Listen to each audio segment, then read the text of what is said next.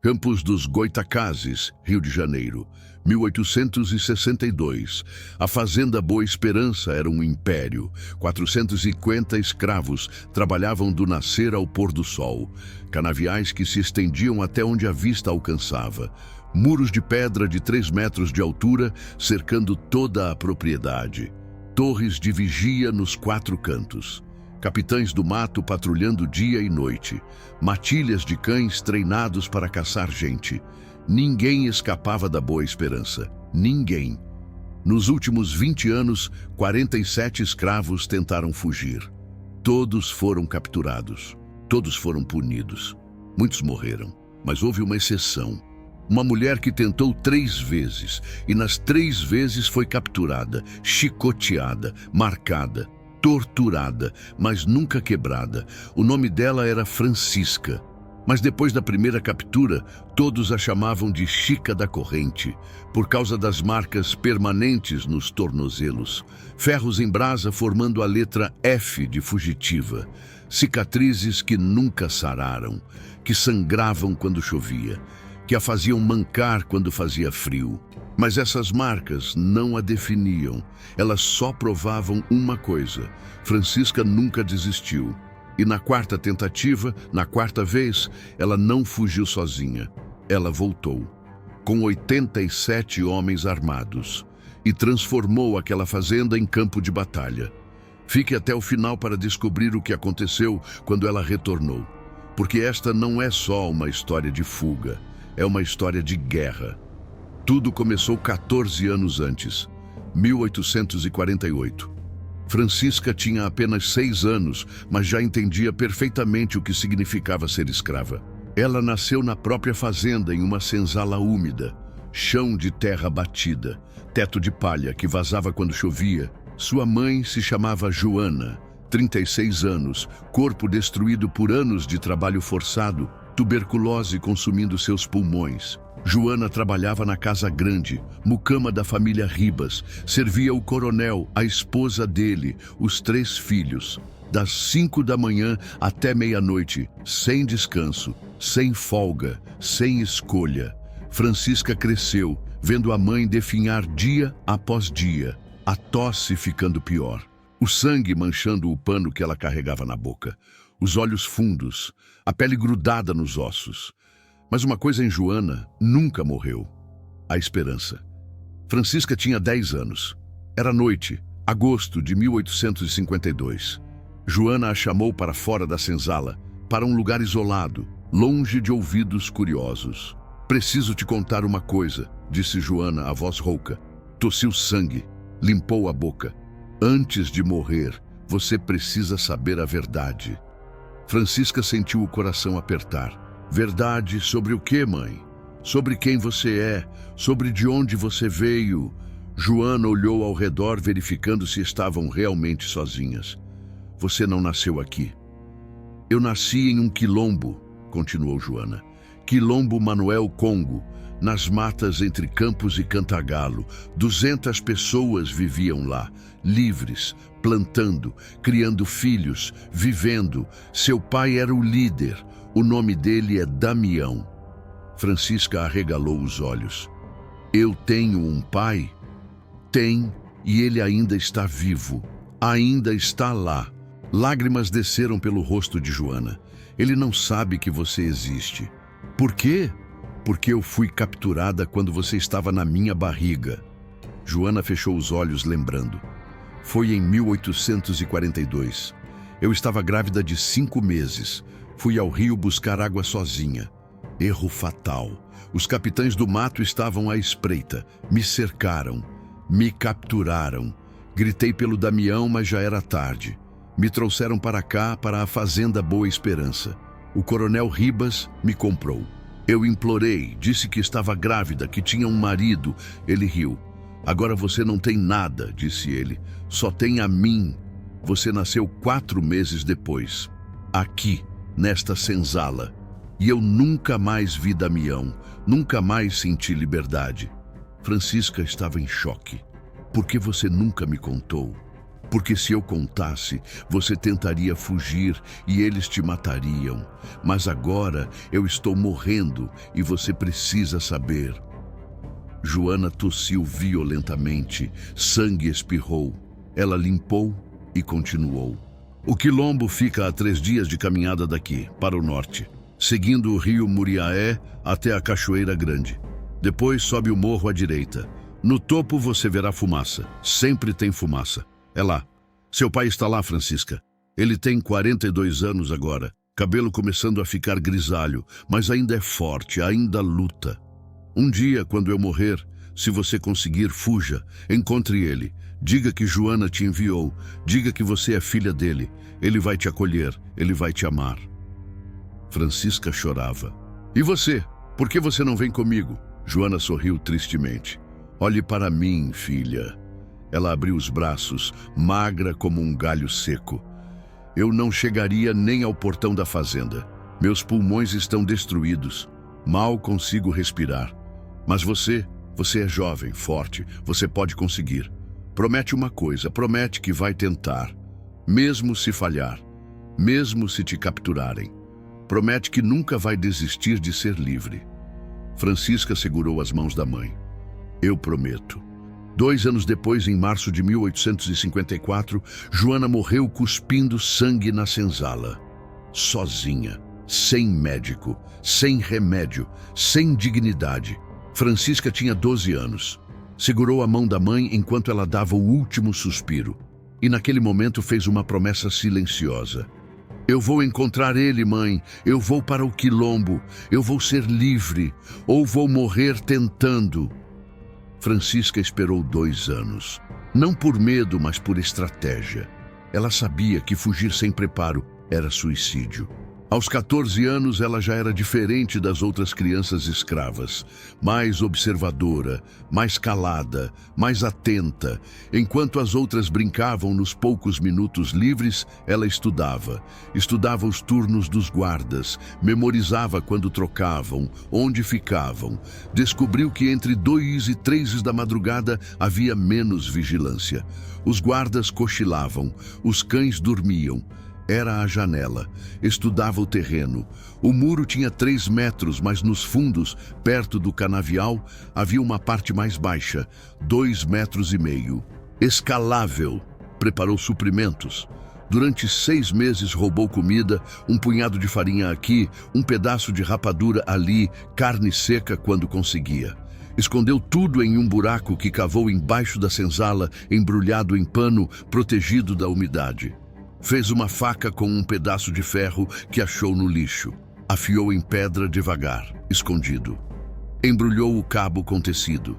Guardou amarrada na perna sob as roupas. Para defesa e para caçar se necessário. E memorizou o caminho. Rio Muriaé, Cachoeira Grande, morro à direita, fumaça. Repetiu 1000 vezes até dormir falando isso. A noite escolhida foi 14 de junho. Lua nova. Escuridão total. Francisca esperou na senzala até todos dormirem. Às 2h15 da madrugada, levantou-se silenciosamente. Vestiu a roupa mais escura que tinha. Pegou o saco com mantimentos, a faca amarrada na perna. Saiu da senzala como sombra, pisando só nas pedras para não deixar pegadas na terra. Passou pela casa grande completamente às escuras.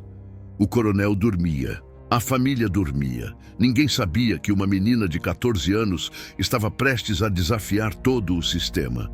Chegou ao muro dos fundos, o ponto mais baixo. Olhou para cima, 2,5 metros. Respirou fundo, pegou impulso, pulou, agarrou o topo do muro. As mãos rasparam nas pedras, sangraram, mas ela não soltou. Puxou-se com força, passou uma perna por cima, depois a outra, e pulou do outro lado. Liberdade. Pela primeira vez em 14 anos, liberdade. Não perdeu tempo. Correu para o canavial.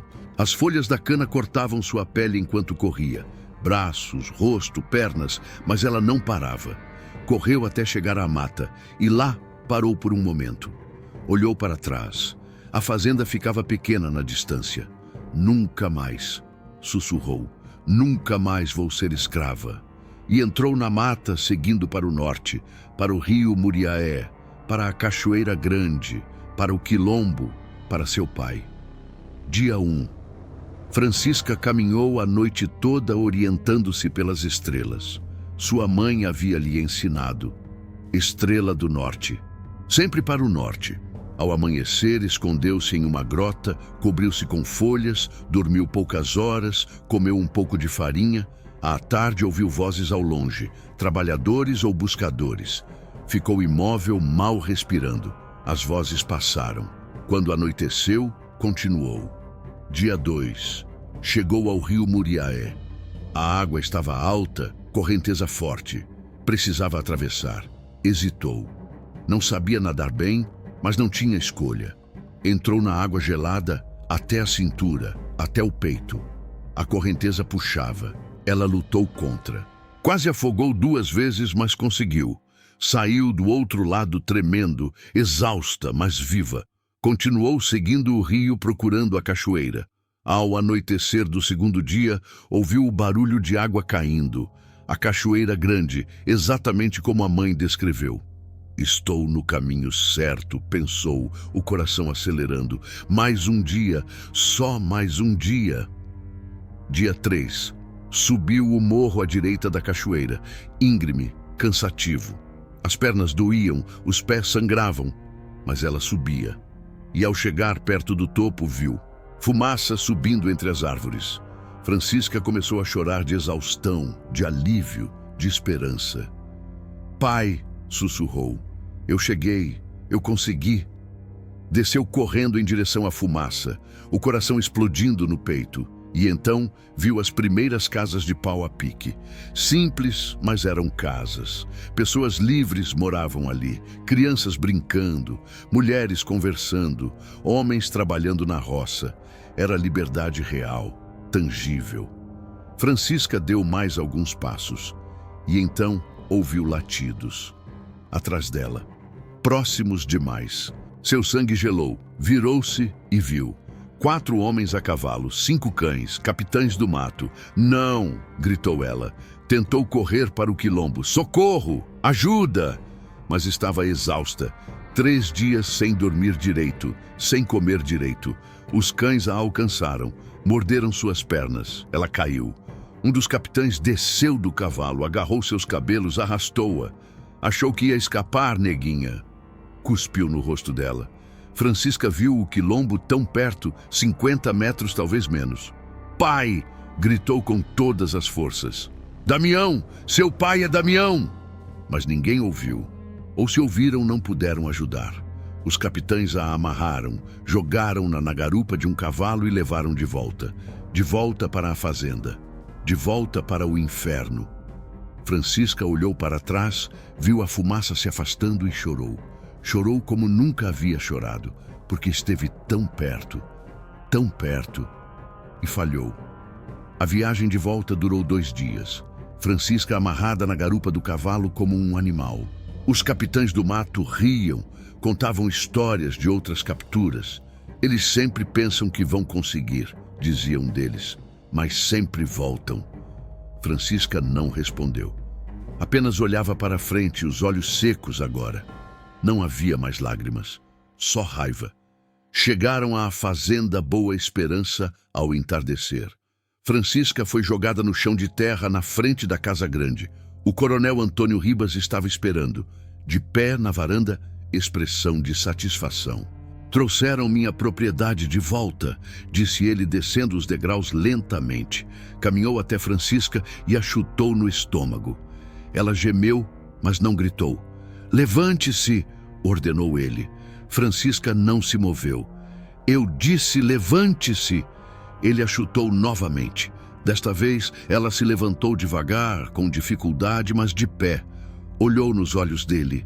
E o coronel viu algo que o incomodou. Não havia submissão naqueles olhos. Havia desafio. Toque os sinos, ordenou ele ao feitor. Quero todos aqui, todos. Em 15 minutos, os 450 escravos estavam reunidos na praça central da fazenda. O tronco de castigo estava no centro. uma estrutura de madeira grossa com correntes e argolas de ferro. Manchas escuras de sangue seco cobriam a madeira de punições anteriores. O coronel subiu em uma plataforma improvisada. Esta escrava tentou fugir. Ela roubou comida, roubou ferramentas, planejou por meses e quase conseguiu chegar a um quilombo de bandidos. Mas ela falhou como todos que tentam sempre falham. E agora ela vai pagar para que todos vocês entendam o que acontece com quem ousa desafiar a ordem. Ele fez um sinal para o feitor, um homem chamado Severino, brutamontes de quase 2 metros. Severino arrastou Francisca até o tronco, rasgou sua camisa, deixando as costas nuas, a pele escura, lisa, sem marcas, ainda. Prendeu os pulsos dela nas argolas, prendeu os tornozelos. Ela ficou esticada, vulnerável, exposta. 20 chibatadas, anunciou o coronel. Os escravos prenderam a respiração. 20 era muito. Muitos morriam com menos. Severino desenrolou o chicote, 3 metros de couro trançado, ponta reforçada com metal, feito para cortar carne. Ele se posicionou, mediu a distância e chicoteou. Crac! O som ecoou pela fazenda. Um corte se abriu nas costas de Francisca. Sangue brotou imediatamente. Ela gritou, um grito agudo de dor pura. Crac! Segundo golpe. Outro corte. Mais sangue. Ela mordeu o lábio até sangrar para não gritar de novo. Crac! Terceiro, quarto, quinto. Os cortes se multiplicavam, formando um padrão de linhas vermelhas cruzadas. Sangue escorrendo pelas costas, pela cintura, formando poça no chão. No 10º golpe, Francisca parou de gritar. Apenas gemia baixinho, o corpo tremia. No 15º, ela desmaiou. A cabeça pendeu, o corpo ficou mole pendurado pelas correntes. Continue, ordenou o coronel. Severino hesitou. Ela desmaiou, senhor. Continue! E ele continuou. 16º, 17º, 18º, chicoteando um corpo inconsciente. 19º, 20º. O último golpe foi o mais forte. Abriu um corte profundo expondo carne viva. Quando Severino parou, as costas de Francisca não pareciam mais humanas. Era uma massa de carne rasgada, sangue escorrendo sem parar, pele pendurada em tiras. Tire ela daí e joguem sal nas feridas, disse o coronel. Alguns escravos ofegaram. Sal nas feridas era tortura adicional. Causava dor insuportável, mas também prevenia a infecção. Mantinha o escravo vivo para sofrer mais. Francisca acordou quando o sal tocou suas costas e gritou. Gritou como nunca havia gritado. Um grito que ecoou pela fazenda inteira, que fez crianças chorarem, que fez adultos virarem o rosto. A dor era indescritível, como 1000 agulhas de fogo penetrando cada nervo. Ela se debateu, mas estava amarrada. Não havia escapatória da dor, apenas suportá-la. Agora a marca, disse o coronel. Trouxeram 2 ferros em brasa aquecidos em braseiro, vermelhos incandescentes. O coronel segurou um deles, para que nunca esqueça e para que todos saibam o que você é. Pressionou o ferro no tornozelo direito de Francisca. A letra F de fugitiva. O cheiro de carne queimada encheu o ar. Francisca gritou novamente, um grito rouco, desesperado. O coronel segurou por 5 segundos, depois tirou. A marca estava perfeita, F gravado na pele para sempre. Fez o mesmo no tornozelo esquerdo. Mais 5 segundos, mais gritos, mais carne queimada. Quando terminou, Francisca estava além da dor, em choque, tremendo violentamente, os olhos vidrados. Soltem ela! Ordenou o coronel. Cortaram as cordas. Francisca caiu no chão, incapaz de se mover. Deixem ela aí por 3 dias, sem água, sem comida, sem abrigo. Se sobreviver é porque Deus quer que ela viva para trabalhar. Se morrer, menos uma boca para alimentar. E ele entrou na casa grande. Ela ficou ali no chão de terra, sob o sol escaldante do dia e o frio da noite. Sozinha, morrendo. 3 dias no inferno. Primeiro dia, Francisca mal estava consciente. O sol queimava suas feridas abertas. Moscas pousavam nas costas ensanguentadas, botavam ovos, larvas começavam a se formar. A sede era insuportável. Os lábios racharam, a língua inchava. À noite o frio chegou, ela tremia tanto que os dentes batiam. As feridas pulsavam infectando. Ela delirava, via a mãe. "Levanta, filha", dizia Joana. "Levanta, não desiste." Mas Francisca não conseguia.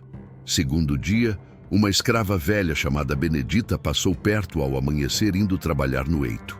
Olhou para Francisca e, quando ninguém estava vendo, jogou um pouco de água, apenas um gole, em uma folha perto da boca dela. Foi suficiente para mantê-la viva mais um dia. À tarde, outra escrava fez o mesmo. Um pedaço minúsculo de pão escondido na terra perto dela. Francisca comeu com as mãos tremendo. Os escravos não podiam ajudá-la abertamente, mas não iam deixá-la morrer. Terceiro dia, Francisca ainda estava viva, mas mal. Febre alta, feridas infeccionadas, delirando constantemente. Ao final do terceiro dia, o coronel mandou buscá-la. "Ainda respira?" "Sim, senhor." "Então levem para a senzala, deixem ela lá. Se recuperar, volta a trabalhar." 2 homens a carregaram gentilmente, colocaram-na numa esteira na senzala. E ali, Francisca começou a longa recuperação. Francisca passou os próximos 2 meses entre a vida e a morte.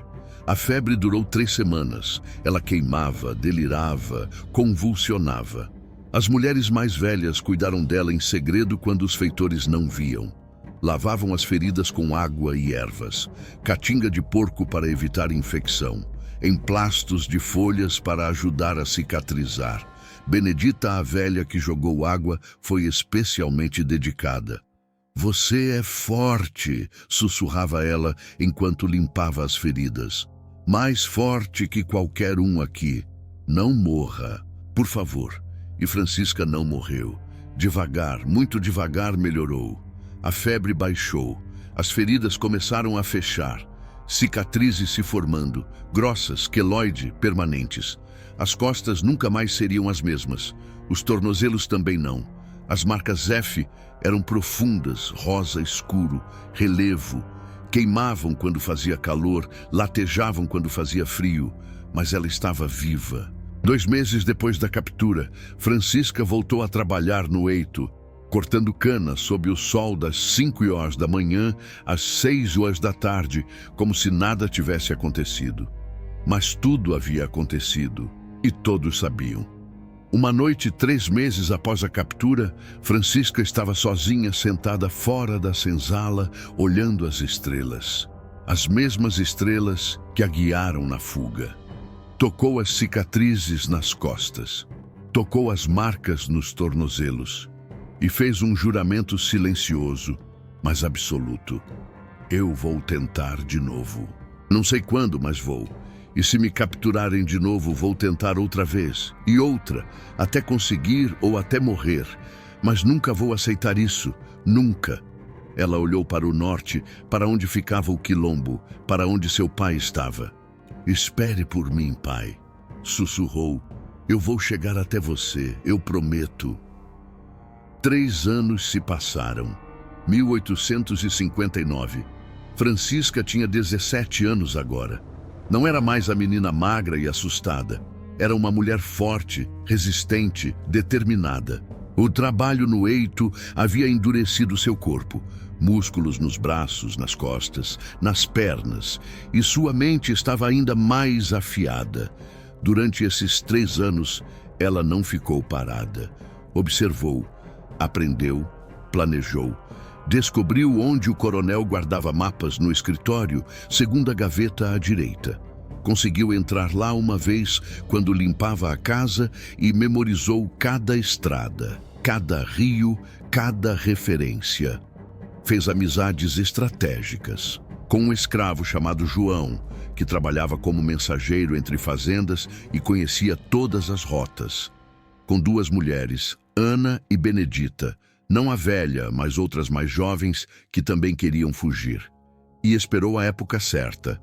Março de 1859, época das chuvas, quando os cães não conseguem farejar bem, quando as trilhas ficam lamacentas e escondem pegadas, quando os capitães do mato preferem ficar abrigados. Era a hora. Francisca conversou com Ana e Benedita em segredo.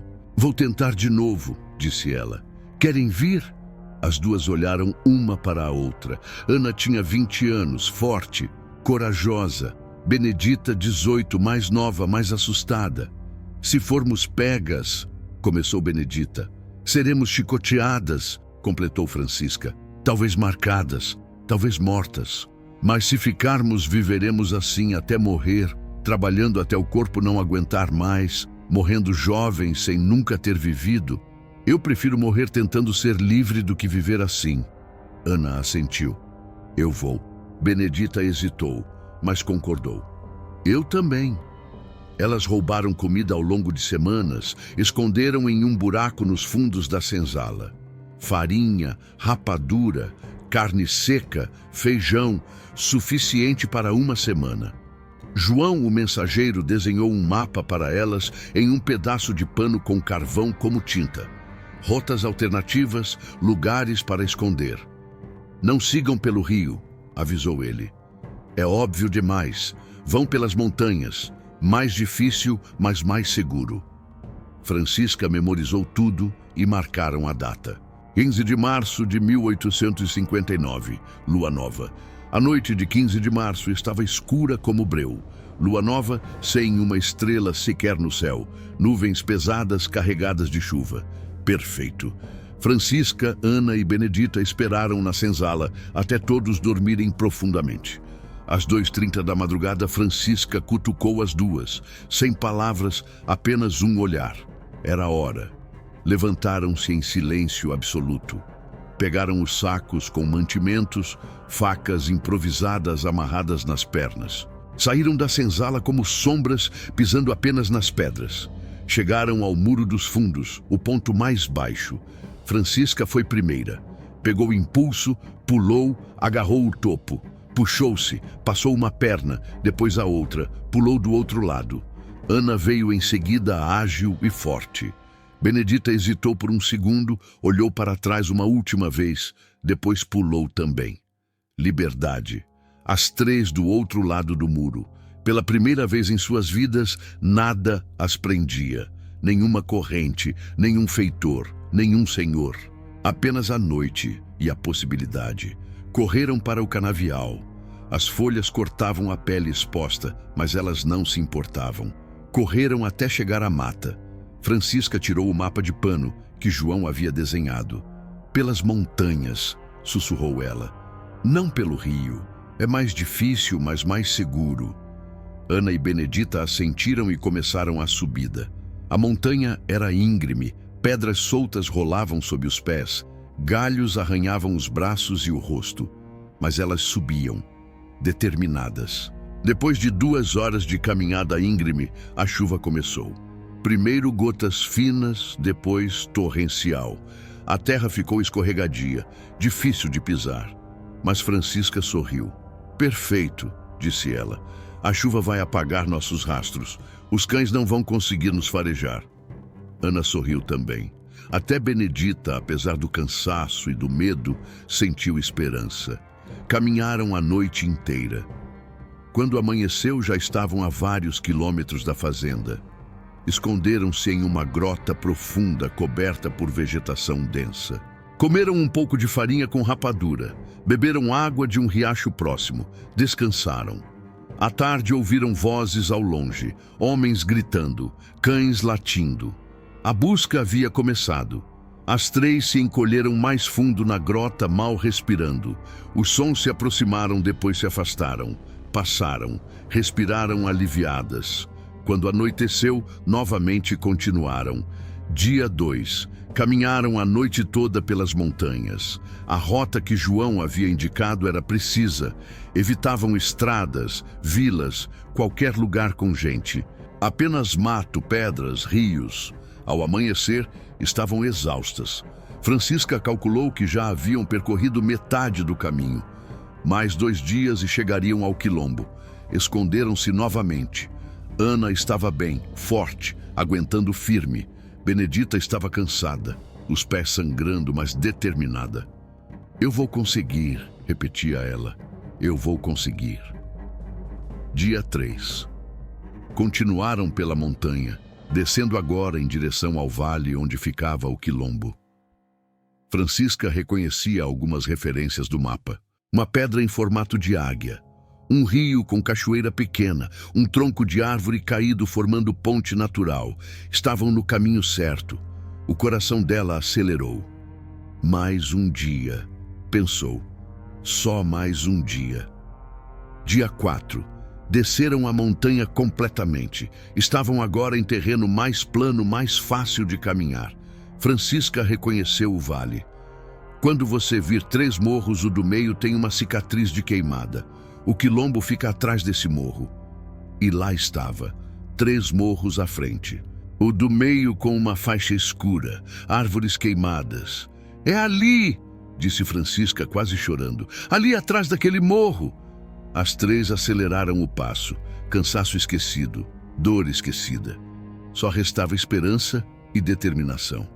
Contornaram o primeiro morro, depois começaram a subir o segundo. Estavam quase no topo quando ouviram latidos, próximos, muito próximos. Francisca virou-se e viu cães, 5, 6, talvez mais, correndo em direção a elas. E atrás dos cães, homens a cavalo, capitães do mato. Corram! Gritou Francisca. As 3 correram com toda a força que restava, mas estavam exaustas. 4 dias sem dormir direito, sem comer direito. Os cães estavam frescos, descansados, ferozes. Ana tropeçou em uma pedra e caiu. Os cães a alcançaram primeiro. Morderam suas pernas, seus braços. Ela gritou, tentou se defender com o ferro que carregava, mas eram muitos. Benedita parou para ajudá-la, pegou uma pedra e acertou um dos cães na cabeça. O animal ganindo recuou, mas outros vieram. Morderam Benedita também. Francisca olhou para trás, viu as 2 sendo atacadas. Olhou para a frente, viu o topo do morro. Do outro lado estava o quilombo. Estava seu pai. Estava a liberdade. Por um segundo pensou em continuar, salvar a si mesma, mas não podia. Não conseguia abandoná-las. Voltou correndo, pegou sua faca e enfiou no pescoço de um dos cães. O animal caiu sangue jorrando. Outro cão saltou em direção a ela. Ela o cortou também, mas eram muitos. E os capitães do mato chegaram. Desceram dos cavalos. Um deles agarrou Francisca pelos cabelos, puxou violentamente. Outro chutou Ana no estômago. Um terceiro amarrou Benedita, que já estava sangrando muito das mordidas. Achou que ia fugir de novo, Chica da corrente? Disse o líder dos capitães, um homem chamado Tomás. Ele conhecia Francisca da primeira captura. 3 anos depois e ainda teimosa, cuspiu no chão. Desta vez a punição vai ser pior, muito pior. Amarraram as 3, mãos nas costas, cordas apertadas cortando a pele. Jogaram-nas nas garrupas dos cavalos como sacos de farinha e voltaram. Francisca olhou para trás uma última vez. Viu o topo do morro tão perto, talvez 500 metros, talvez menos. Podia quase ver a fumaça do quilombo do outro lado. Quase. As lágrimas desceram, mas ela não fez som. Apenas pensou: pai, eu quase cheguei. Quase. A viagem de volta durou 3 dias. 3 dias amarradas com fome, com sede, com dor. Benedita estava pior, as mordidas dos cães infeccionando, febre começando. Ana estava forte, mas destroçada mentalmente. E Francisca estava em silêncio, apenas observando, calculando, pensando. Da próxima vez, pensou ela, da próxima vez eu chego. Chegaram à fazenda Boa Esperança ao meio-dia, sol a pino, calor escaldante. O coronel Ribas estava esperando de novo. Mas desta vez ele estava furioso. 3! Gritou ele quando as viram. 3 escravas fugiram juntas. E você, Francisca, você de novo. Eu deveria ter te matado da primeira vez. Ele desceu os degraus da casa grande como tempestade. Chutou Francisca no rosto. Sangue jorrou do nariz dela. Depois chutou Ana. Depois, Benedita, que mal conseguia ficar de pé. "Toquem os sinos", ordenou ele. "Todos aqui, agora." Em 20 minutos, os 450 escravos estavam reunidos novamente. Muitos lembravam da última vez 3 anos atrás, quando Francisca recebeu 20 chibatadas. Alguns sussurravam que desta vez seria pior. E seria. O coronel subiu na plataforma. Estas 3 escravas não apenas fugiram. Elas planejaram, corromperam outras, roubaram comida e quase chegaram a um ninho de quilombolas. Quase, mas falharam. E agora vão pagar. Ele olhou diretamente para Francisca. E desta vez não serão 20 chibatadas, serão 50. Murmurinhos de choque entre os escravos. 50 chibatadas matava. Sempre matava. Ninguém sobrevivia a 50. Trouxeram 3 troncos de castigo, um para cada. Severino, o feitor, já estava preparado com 3 chicotes, mas desta vez ele não estava sozinho. Havia mais 2 homens, um para cada escrava. Iam chicotear as 3 ao mesmo tempo. Amarraram Ana primeiro. Rasgaram sua camisa, costas nuas. Ela começou a chorar antes mesmo do primeiro golpe. Amarraram Benedita em seguida. Ela estava delirando de febre, mal consciente. Amarraram Francisca por último. Ela não chorava. Apenas olhava para a frente. O coronel levantou a mão. "Comecem! Craque, craque, craque!" 3 chicotes ao mesmo tempo, 3 gritos ao mesmo tempo. Ana gritou alto, Benedita gemeu fraco, Francisca mordeu o lábio. Craque, craque, craque. Segundo golpe, sangue brotando das 3. Craque, craque, craque. Terceiro, quarto, quinto. Os sons se misturavam, gritos, gemidos, choro, o estalo do couro cortando carne. No 10º golpe, Benedita desmaiou, mas continuaram chicoteando. No 20º, Ana desmaiou também, mas continuaram. Francisca aguentou até o 30º. Depois seu corpo cedeu, mas os chicotes não pararam. 31, 32, 33, chicoteando corpos inconscientes, sangue em poças no chão. As costas das 3 eram irreconhecíveis, apenas carne viva, músculos expostos, ossos quase visíveis em alguns pontos. 40, 45, 48, 49, 50. O último golpe foi o mais forte nos 3 corpos. Quando pararam, alguns dos escravos que assistiam estavam vomitando, outros chorando, crianças escondendo o rosto nos pais. Era um massacre. "Agora a parte especial", disse o coronel. Ele caminhou até Benedita primeiro, a mais jovem, a mais frágil. Fez um sinal. 2 homens a desamarraram e a deitaram no chão de bruços. O coronel pegou uma faca longa e afiada. Alguns escravos fecharam os olhos, sabendo o que viria. O coronel ajoelhou-se ao lado de Benedita e cortou. Cortou o tendão do calcanhar direito dela. O tendão se rompeu com um som horrível. Depois cortou o esquerdo. Benedita nem reagiu, estava muito além da consciência. Fez o mesmo com Ana. Cortou os 2 tendões dos calcanhares. Ana gritou mesmo inconsciente, um grito animal primitivo de dor tão profunda que atravessou a inconsciência. Quando os tendões foram cortados, ela nunca mais poderia correr, mal poderia andar, ficaria aleijada para sempre. O coronel então se aproximou de Francisca. Ela estava desmaiada também. Ele pegou a faca ainda ensanguentada, mas parou. Olhou para ela, para as costas destruídas, para os tornozelos com as marcas F da primeira fuga, e tomou uma decisão diferente. "Esta aqui", disse ele para todos ouvirem, "eu vou deixar inteira." Murmurinhos confusos. "Sabem por quê? Porque eu quero que ela possa correr de novo, quero que ela possa tentar de novo, e quando tentar, e quando eu a capturar de novo, porque eu vou capturar, eu vou matá-la. Devagar, na frente de todos. Eu quero que ela viva com isso, com o medo, com a certeza de que a próxima vez será a última, e quero que ela carregue a culpa de ter destruído a vida destas 2. Ele apontou para Ana e Benedita. "Elas nunca mais vão andar direito, por causa dela, por causa de Francisca." Era uma crueldade psicológica refinada, pior que a dor física, pior que os tendões cortados. Era plantar culpa, medo, desespero. Joguem sal nas 3, depois deixem elas aqui por 2 dias. Se sobreviverem, voltem a trabalhar. Se morrerem, enterrem. E ele entrou na casa grande, deixando as 3 ali, destruídas, morrendo. Francisca acordou no 2º dia. Dor insuportável nas costas. Mas pior era a dor no peito quando viu Ana e Benedita ao lado dela. Ana estava acordada, chorando baixinho, olhando para os próprios pés. Os tendões cortados, os pés em ângulos estranhos. Ela nunca mais andaria normal. Benedita estava inconsciente ainda, respiração fraca e irregular. A infecção das mordidas dos cães, mais os cortes nos tendões, era demais. Ela estava morrendo. Francisca tentou falar, mas não saiu som, a garganta seca, destruída de tanto gritar. Naquela noite, Benedita morreu. Tinha apenas 18 anos. Morreu sem acordar, sem dizer adeus, sem nunca ter experimentado liberdade.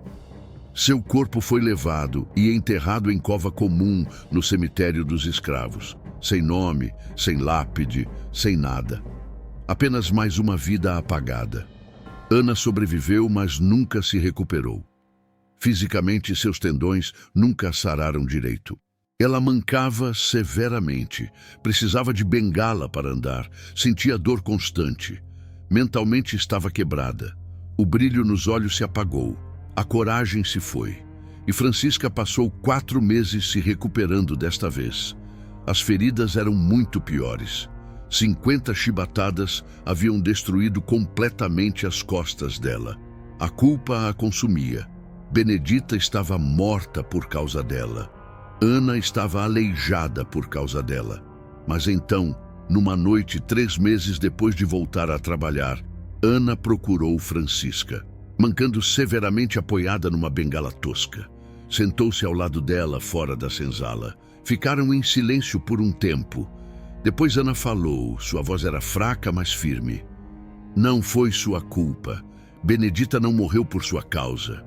Ela morreu porque este sistema é podre, porque a escravidão mata. Pelo menos ela morreu tentando ser livre. Tem dignidade nisso, e eu não me arrependo. Prefiro estar aleijada, mas ter tentado do que passar a vida inteira me perguntando e se. Você me deu esperança, mesmo que por apenas 4 dias. Eu me senti livre por 4 dias. Valeu a pena. Francisca começou a chorar. Ana a abraçou. As duas choraram juntas. Quando se separaram, Ana disse mais uma coisa. Você vai tentar de novo. Eu sei. E quando tentar, vai conseguir. Eu acredito nisso. E quando conseguir, não esqueça nós. Não esqueça, Benedita. Não esqueça que muitos de nós nunca vamos conseguir fugir. Mas talvez você possa fazer algo maior, algo que mude tudo.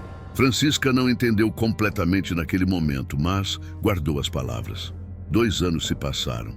1862. Francisca tinha 22 anos. Seu corpo era um mapa de sofrimento. Cicatrizes grossas cobriam as costas inteiras. Os tornozelos tinham as marcas F permanentes. Quando chovia, todas as cicatrizes latejavam como se estivessem sendo abertas de novo. Mas ela estava viva e, mais importante, estava aprendendo. Nos 2 anos desde a segunda captura, Francisca não ficou parada. Ela estudou, observou, planejou com uma paciência que beirava o obsessivo.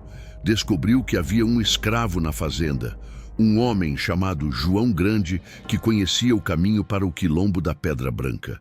Diferente do quilombo Manuel Congo, onde seu pai estava, a Pedra Branca era maior, mais organizado, mais fortificado.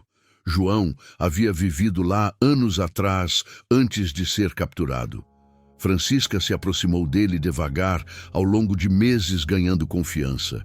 João era um homem grande, 1,90 m, ombros largos, mas de poucas palavras. Trabalhava na forja fazendo ferramentas, consertando equipamentos. Por que você não tenta fugir de novo? Perguntou João um dia. Francisca olhou ao redor. Porque não vou cometer os mesmos erros. Da primeira vez, fui sozinha e inexperiente. Da segunda vez, fui com companhia despreparada e tomamos a rota errada. Da terceira vez, vou fazer diferente. Vou com alguém que conhece o caminho. E não vou só fugir, vou chegar. João a olhou por um longo momento. Depois assentiu lentamente. Quilombo da Pedra Branca, eu conheço. Posso te levar lá, mas tem que ser na época certa. Quando? Novembro, semana antes da lua cheia. É quando a guarda relaxa, pensam que ninguém foge com lua quase cheia, porque fica mais fácil ver. Mas se a gente sabe o que está fazendo a luz, ajuda a gente e não eles. E eu sei caminhos que eles não conhecem, rios subterrâneos, cavernas, túneis naturais. Francisca sentiu esperança real, não ingênua como da primeira vez, não desesperada como da segunda, mas calculada, planejada, sólida. Então vamos. Novembro, eu esperei 8 anos para chegar ao meu pai. Posso esperar mais alguns meses. Os meses até novembro foram longos, mas ela usou cada dia. Roubou comida com mais cuidado que nunca. João fez facas de verdade, usou o ferro da forja, trabalhou nelas durante semanas, afiou até cortar cabelo. Fez 2, uma para cada. Francisca também conversou com Ana. Vou tentar de novo, disse Francisca. Eu sei, respondeu Ana. Se eu for capturada desta vez, ele vai me matar.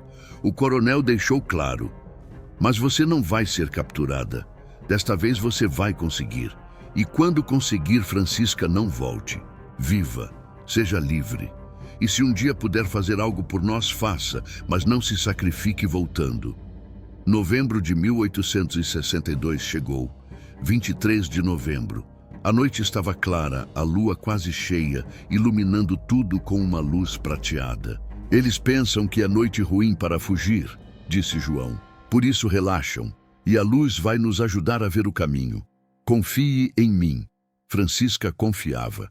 Esperaram na senzala até 2h45. Depois se levantaram silenciosamente. Saíram. João conhecia cada canto da fazenda. Levou Francisca por trás dos estábulos, depois pelo pomar, depois ao longo do muro norte. Pararam atrás de um depósito de ferramentas e esperaram. Viram o guarda do portão sul acender um cigarro. Agora, sussurrou João. Correram não para o portão, mas para uma seção do muro onde havia uma árvore grande. João subiu primeiro com agilidade surpreendente. Estendeu a mão para Francisca. Ela subiu. Chegaram ao topo do muro através dos galhos. Do outro lado, a liberdade. Francisca olhou para trás uma última vez. A fazenda Boa Esperança. Sua prisão por 22 anos. Nunca mais, sussurrou. Nunca mais vou ver este lugar. E não vai mesmo, disse João. Vamos. Pularam do muro, aterrissaram do outro lado e correram. João levou por caminhos que Francisca nunca teria encontrado sozinha. Por vales escondidos entre montanhas, por trilhas de animais estreitas e quase invisíveis, por dentro de matas tão densas que mal se via o céu. Ele conhecia cada pedra, cada árvore, cada referência. Vivi anos no quilombo antes de ser capturado, explicou ele. Fazia viagens entre o quilombo e outras fazendas para resgatar gente.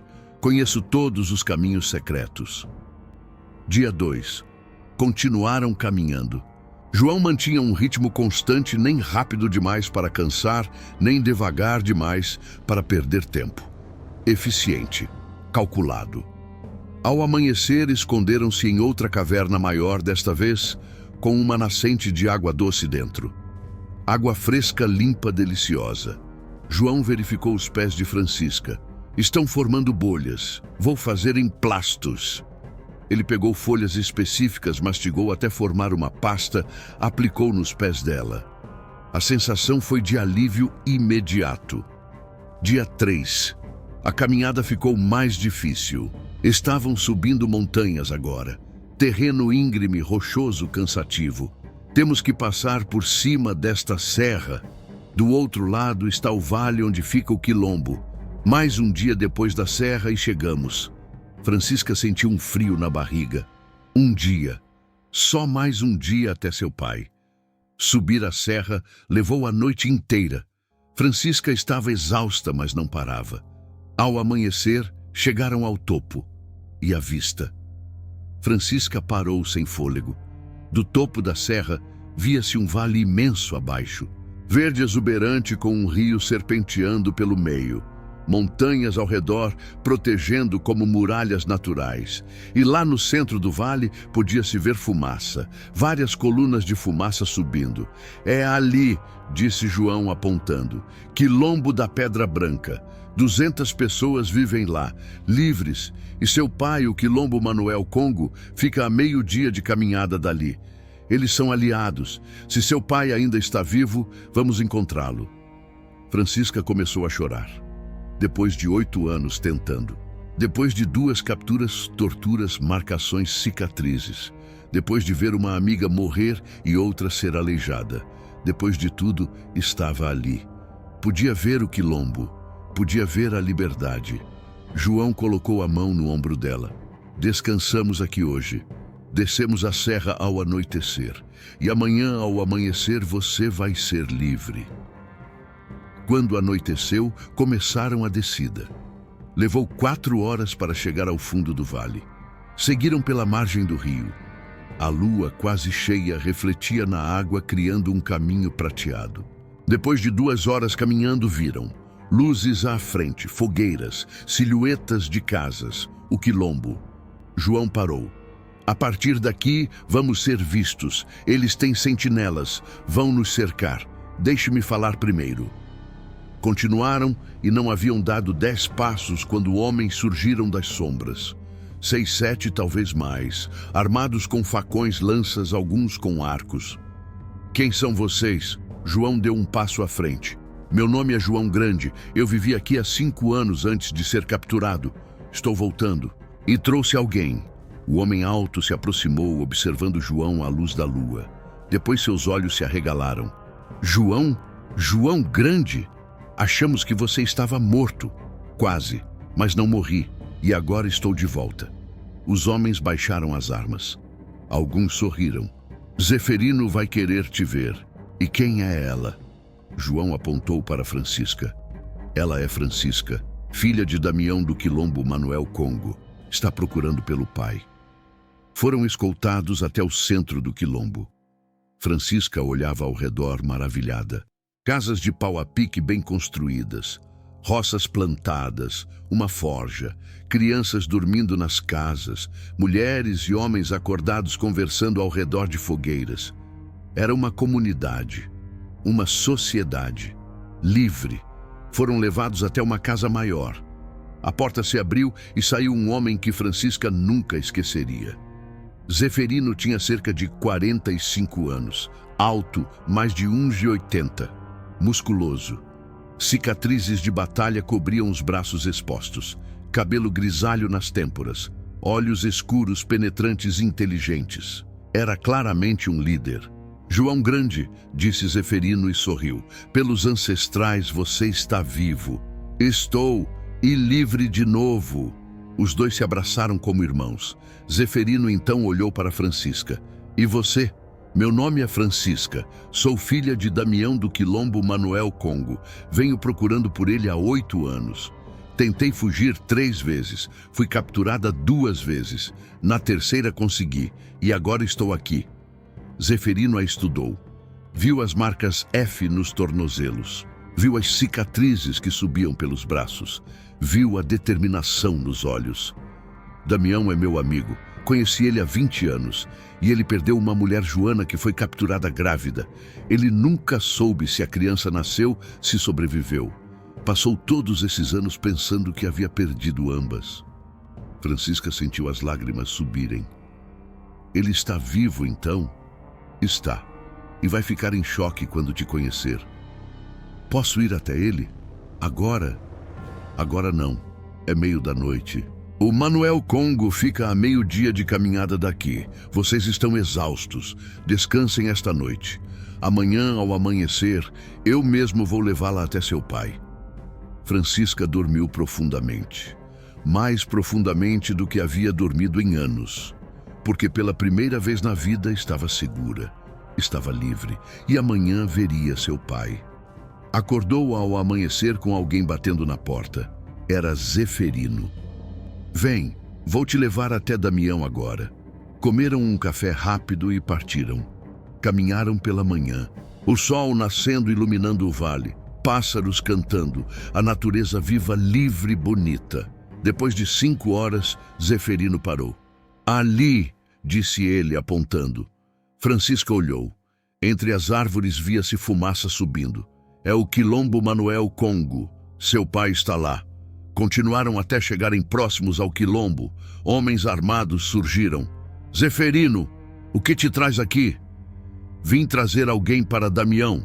Onde ele está? Na oficina consertando ferramentas. Vou buscá-lo. O homem correu. Zeferino e Francisca esperaram. Os segundos pareciam horas. Francisca sentia como se fosse desmaiar. 22 anos esperando por este momento. E então viu. Um homem saindo de uma das casas. Alto, forte, pele escura, cabelos grisalhos. Devia ter uns 50 anos. Ele viu Zeferino e sorriu. Meu amigo, que surpresa! Caminhou até eles. Depois viu Francisca e parou. Olhou para ela, para o rosto dela, para os olhos e congelou. Joana, sussurrou ele confuso. Você se parece com... Sua voz morreu. Zeferino colocou a mão no ombro de Damião. Este é Francisca, filha de Joana, sua filha. Damião cambaleou. Teve que se apoiar em uma árvore. Filha? Eu tenho uma filha? Francisca deu um passo à frente, as lágrimas descendo livremente agora. Meu nome é Francisca. Minha mãe era Joana. Ela foi capturada grávida há 22 anos. Eu nasci na fazenda Boa Esperança. Ela me contou sobre você antes de morrer. Me contou sobre o quilombo. Me contou que você era meu pai. E eu passei 8 anos tentando chegar até você. Tentei fugir 3 vezes. Fui capturada 2 vezes, mas na terceira consegui. E agora estou aqui. Damião a olhou. Realmente olhou. Viu os olhos de Joana, o formato do rosto dela. Viu também as marcas F nos tornozelos, as cicatrizes nos braços, o corpo coberto de evidências de sofrimento. E então chorou. Um homem forte, guerreiro, líder, chorou como criança. Minha filha, disse ele, a voz quebrando completamente. Minha filha está viva. Minha filha está aqui. Ele deu passos trêmulos em direção a ela. Posso te abraçar? Francisca não conseguiu responder com palavras, apenas correu para ele. E Damião a pegou nos braços, abraçou com força. Os dois chorando, tremendo, agarrando um ao outro. Você está aqui, repetia Damião. Você está realmente aqui. Eu prometi para minha mãe, disse Francisca entre soluços. Prometi que ia te encontrar. E eu nunca quebro minhas promessas. Quando finalmente se separaram, Damião segurou o rosto de Francisca nas mãos. Você é tão parecida com ela, com Joana, os mesmos olhos, o mesmo espírito forte. Ela era tudo para mim. Ela te amava até o último dia. Ela morreu falando de você. Damião fechou os olhos, a dor da perda ainda fresca. Mas ela me deixou você. E eu nunca vou deixar nada te machucar de novo. Nunca. Você está em casa agora. Está segura. Está livre. Francisca abraçou o pai novamente. E ali nos braços dele, no quilombo cercada por pessoas livres, sentiu algo que nunca havia sentido completamente na vida. Paz. Ela havia conseguido. Depois de 3 fugas, 2 capturas, torturas inimagináveis, perda de amigos, marcas permanentes no corpo e na alma. Ela havia conseguido. Estava livre, estava com seu pai, estava em casa. Mas enquanto celebrava uma parte dela, sabia que sua jornada não havia terminado. Havia 450 pessoas ainda na fazenda Boa Esperança. Havia Ana, aleijada, vivendo em sofrimento. Havia milhares mais em outras fazendas. E as palavras de Ana voltaram. Faça algo maior, algo que mude tudo. E Francisca sabia que faria. Os primeiros dias de Francisca no quilombo foram como o despertar de um pesadelo de 22 anos.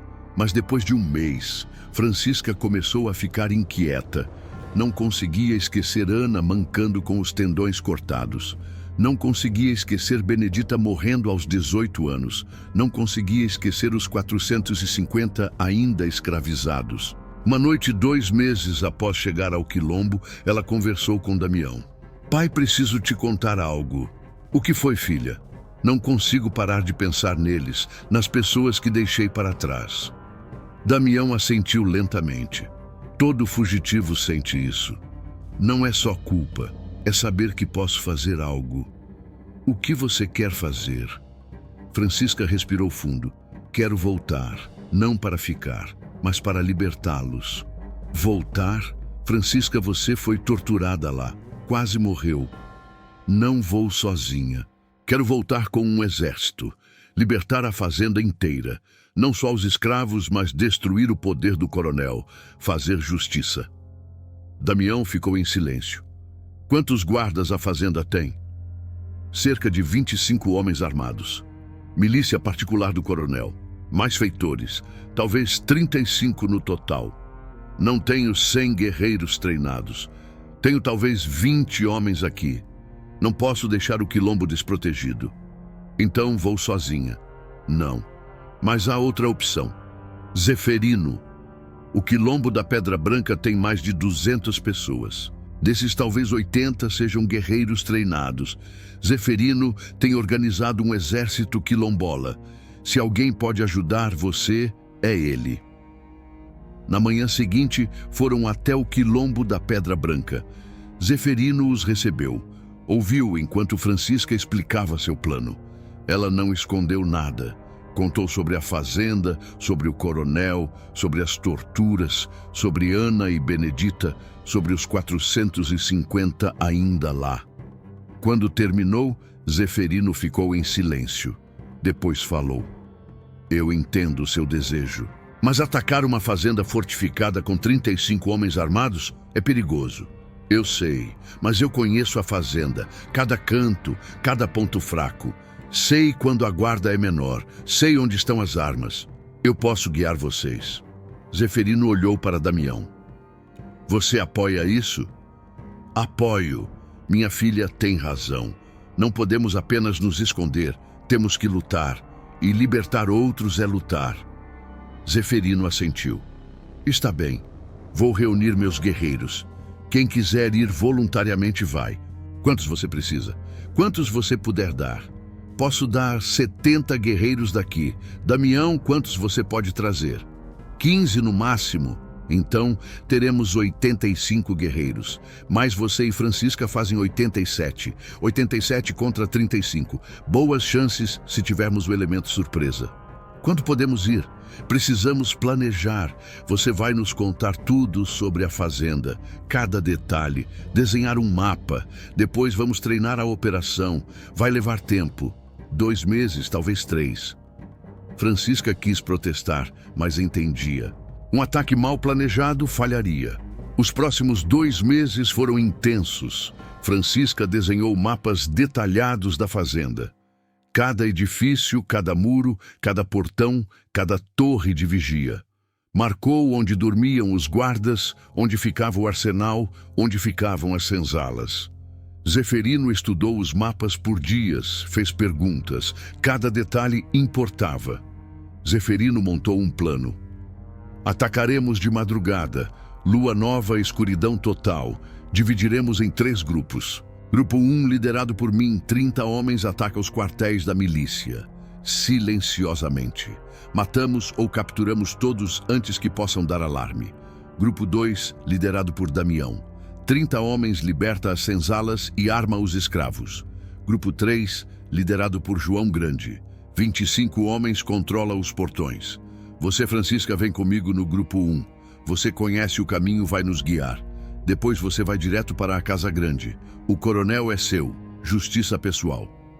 Francisca assentiu. Justiça, não vingança. Treinaram. Os 87 guerreiros praticaram movendo-se em silêncio, comunicando-se com sinais de mão, atacando em coordenação. Zeferino treinou os homens com disciplina militar. Não quero heróis, Quero eficiência. Entramos, libertamos, saímos. Mínimo de mortes possível.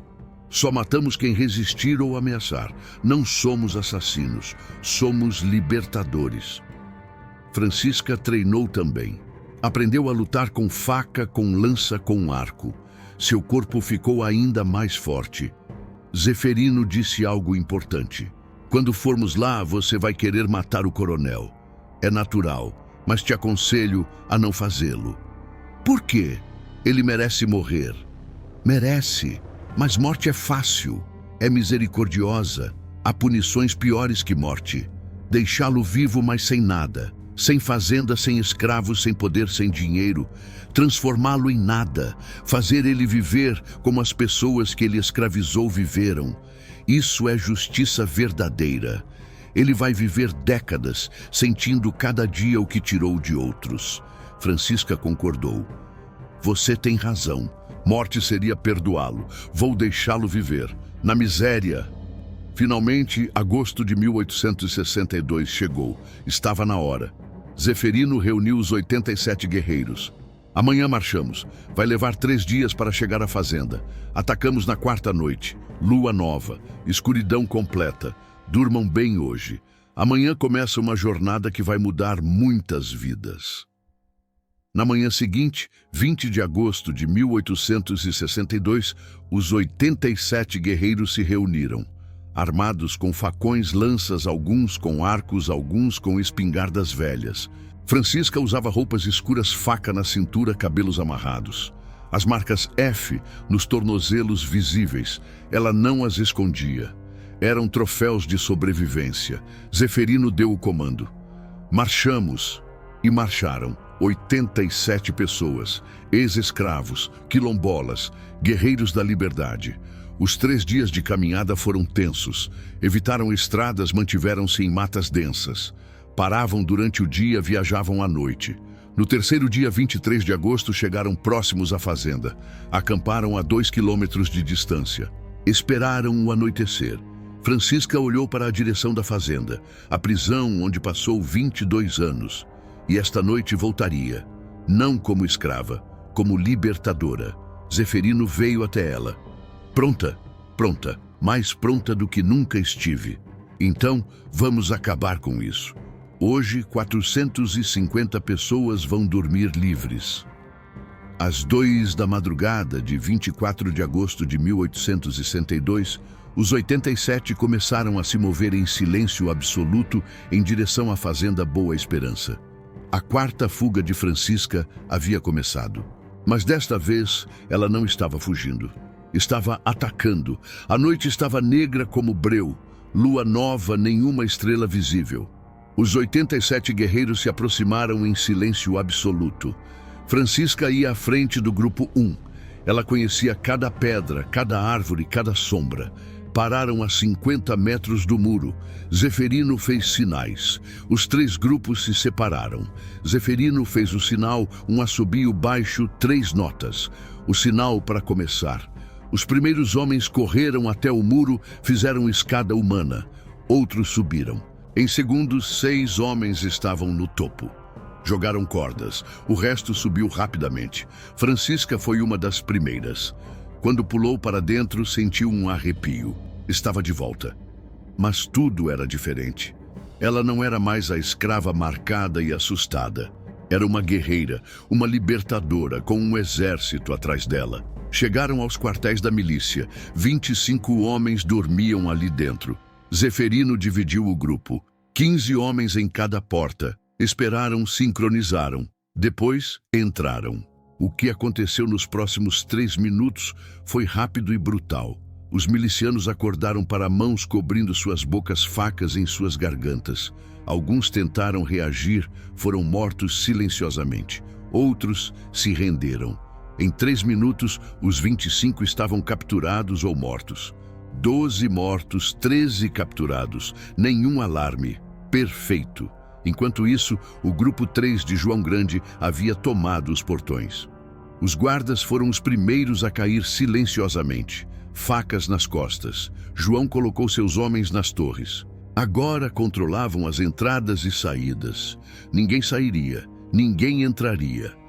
A fazenda estava cercada por dentro. O grupo 2 de Damião chegou às senzalas. Os 450 escravos dormiam. Damião entrou na primeira senzala e acendeu uma tocha baixa. Acordem, mas não gritem. Não somos inimigos. Somos do Quilombo da Pedra Branca e Manuel Congo. Viemos libertá-los. Uma mulher velha se levantou. Libertar? Vocês vieram libertar a gente? Sim. Onde está Ana, a mulher que foi aleijada há 2 anos? Uma voz fraca veio do fundo. Eu estou aqui. Ana mancou para a frente apoiada em sua bengala. Quando viu Damião e os guerreiros, seus olhos se arregalaram. Vocês são reais? Sim, e há alguém que quer ver você. Damião fez sinal. De fora, Francisca entrou. Ana a viu e desabou. Caiu de joelhos chorando. Francisca, Francisca, você conseguiu. Você voltou. Francisca correu até Ana e a abraçou. Eu prometi que honraria Benedita, que faria algo maior. E aqui estou, com 87 guerreiros. Viemos libertar todos vocês. Ana chorava convulsivamente. Eu sabia, eu sempre soube que você conseguiria. Os outros escravos começaram a entender. Aquela era Chica da Corrente, e ela havia voltado, não capturada, mas vitoriosa, com um exército. Os sussurros se espalharam como fogo. É a Chica, ela voltou, com guerreiros. A esperança acendeu em 450 corações. Damião levantou a mão. Escutem, os guardas foram neutralizados. Controlamos a fazenda, mas ainda não acabou. Precisamos que fiquem aqui enquanto terminamos. Depois vocês serão livres, todos vocês. Francisca tocou o ombro de Ana. Fica aqui. Vou terminar o que comecei. Vou até a Casa Grande. Vou ter uma conversa com o coronel. Ana segurou a mão de Francisca. Vai lá, faça justiça. Por Benedita, por mim, por todos nós. Francisca assentiu. Caminharam até a Casa Grande. A mansão estava escura e silenciosa. Zeferino fez sinais. 10 homens cercaram a casa. Francisca e Zeferino entraram pela porta da frente. Subiram as escadas. No segundo andar, uma porta se abriu. O coronel Antônio Ribas saiu em seu roupão. Tinha 62 anos agora, cabelos completamente brancos. Viu Francisca e Zeferino armados. Sua expressão foi de confusão primeiro, depois reconhecimento, depois terror puro. Francisca, não pode ser. Você está no Quilombo. Eu voltei, disse Francisca, a voz fria como gelo. E não vim sozinha. O coronel recuou. Guardas, guardas! Ninguém respondeu. Seus guardas estão mortos ou presos, disse Zeferino. Sua milícia foi neutralizada. Esta fazenda agora é nossa. O coronel tentou correr para dentro do quarto. Zeferino foi mais rápido. Agarrou-o e o jogou contra a parede. Colocou uma faca no pescoço dele. Não se mexa. Arrastaram o coronel escada abaixo para fora, para o pátio central, onde ficava o tronco de castigo. Zeferino fez um sinal. Homens tocaram os sinos da fazenda. Em minutos, todos estavam no pátio. Os 450 escravos, saindo das senzalas. Os 87 guerreiros posicionados. A família do coronel sendo vigiada. Todos ali sob a luz de tochas e fogueiras. Francisca subiu na mesma plataforma onde o coronel havia subido 2 vezes. Agora era ela que estava ali. O coronel amarrado aos pés dela. Meu nome é Francisca, mas vocês me conhecem como Chica da Corrente. Eu nasci aqui. Trabalhei aqui por 22 anos. Fui escravizada como todos vocês. Fui torturada, marcada, destruída. Mas nunca fui quebrada. Ela levantou os tornozelos, mostrando as marcas F. Estas marcas eram para me definir como fugitiva, como propriedade, como nada. Mas eu as transformei em símbolo de resistência. Fugi 3 vezes, fui capturada 2 vezes. Na terceira consegui. Cheguei ao Quilombo. Encontrei meu pai, encontrei liberdade. Mas não pude esquecer vocês. Não pude esquecer Benedita, que morreu tentando fugir comigo. Não pude esquecer Ana, que foi aleijada. Então voltei, mas não sozinha. Voltei com 87 guerreiros, e esta noite este sistema acabou. Vocês estão livres, todos vocês estão livres. O silêncio durou apenas 1 segundo. Depois 450 vozes explodiram. Gritos, choros, abraços. Pessoas caindo de joelhos, outros pulando, crianças rindo. Era caos, era beleza, era liberdade. Francisca esperou a comoção diminuir. Mas antes de irmos, há algo que precisa ser feito. Justiça precisa ser feita. Ela olhou para o coronel amarrado. Este homem escravizou 450 pessoas. Torturou, matou, violentou, separou famílias, destruiu vidas por décadas. E por décadas pensou que era intocável. Mas esta noite ele aprende a verdade. Ele não é poderoso, nós somos. 2 guerreiros levantaram o coronel e o levaram até o tronco. Amarraram-no ali. Este homem me deu 20 chibatadas na primeira vez que fugi. Me marcou com ferros em brasa. Me deixou 3 dias no sol para morrer. Na segunda vez me deu 50 chibatadas. Cortou os tendões de minhas amigas. Matou Benedita. Destruiu Ana. E disse que se eu tentasse de novo me mataria. Mas eu tentei de novo. E não apenas escapei. Voltei com um exército. E agora você vai responder. O coronel estava tremendo. Por favor, eu tenho dinheiro, ouro, posso pagar. Por favor, não me mate. Francisca sorriu friamente. Eu não vou te matar. Morte seria misericórdia, e você não merece misericórdia. Este homem vai ser julgado, não por mim, mas por vocês. Ele é acusado de escravização ilegal, tortura, assassinato, violação e incontáveis crueldades. Como vocês julgam? 450 vozes gritaram em uníssono. Culpado! O som foi ensurdecedor. O coronel tentou se encolher. E qual a sentença? Morte! Francisca levantou a mão. A maioria quer sua morte, mas eu vou propor algo diferente. Morte é rápido, morte é fácil. Você não vai sofrer depois, mas e se em vez disso te deixarmos vivo? Vivo, mas sem nada. Sem fazenda, sem escravos, sem dinheiro, sem poder.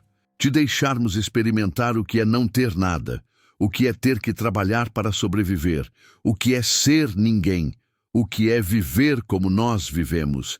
Isso é justiça verdadeira. Se o matarmos, acabou. Ele não sente mais nada, mas se viver, ele vai acordar todo dia lembrando o que perdeu. Vai trabalhar todo dia sentindo o que nos fez sentir. Vai morrer velho, pobre e esquecido, sozinho. Isso é pior que morte, muito pior. Ana, mancando, chegou à frente. Francisca tem razão. Eu quero que ele sofra não por minutos, mas por anos, décadas. Deixa ele viver, na miséria, como nós vivemos. Outros começaram a concordar.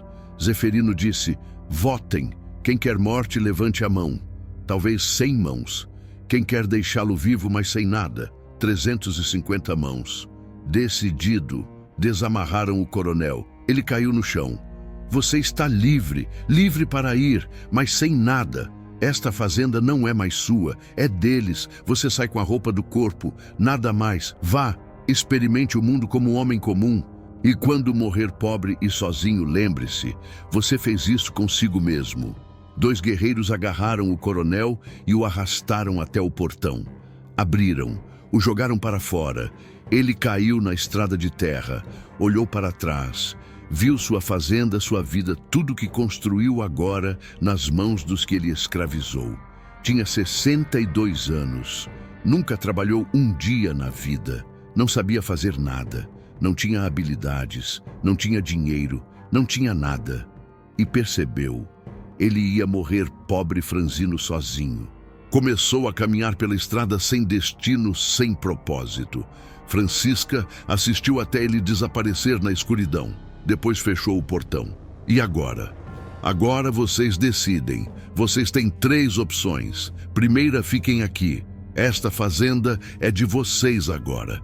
Trabalhem para vocês mesmos. Segunda, venham conosco para os quilombos.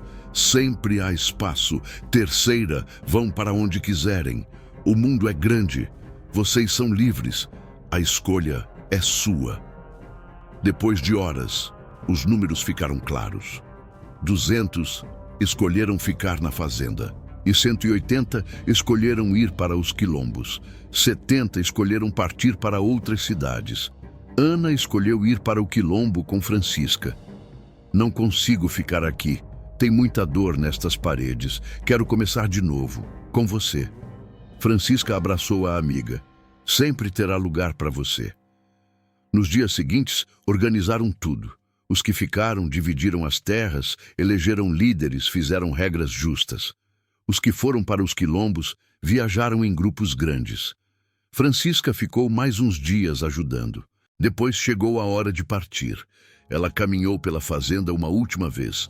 Adeus, nunca mais vou voltar aqui e nunca mais vou ser o que você tentou fazer de mim.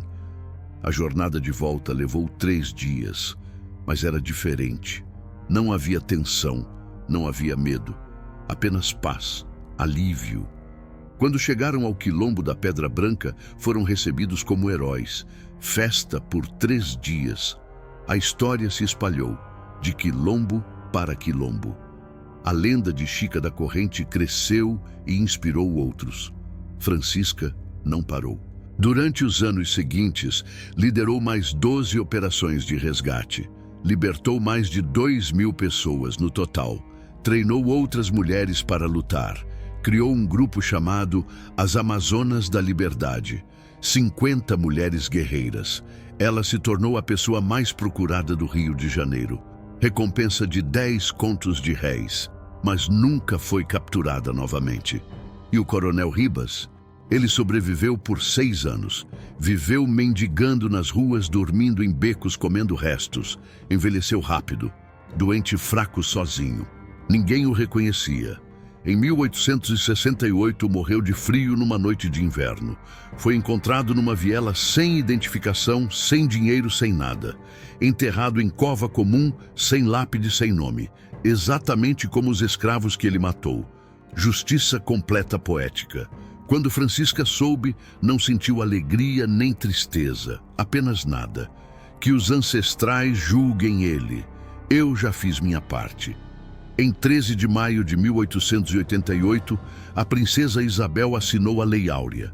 Francisca tinha 50 anos. Estava no quilombo da Pedra Branca, cercada por centenas que ela havia libertado.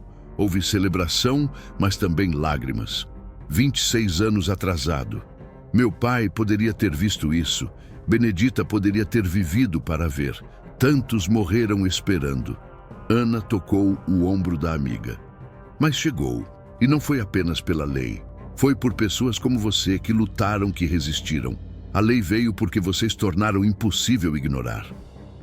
Francisca viveu mais 17 anos após a abolição. Morreu em 1905 com 67 anos. Cercada por filhos que nunca conheceram correntes. Por netos nascidos em liberdade.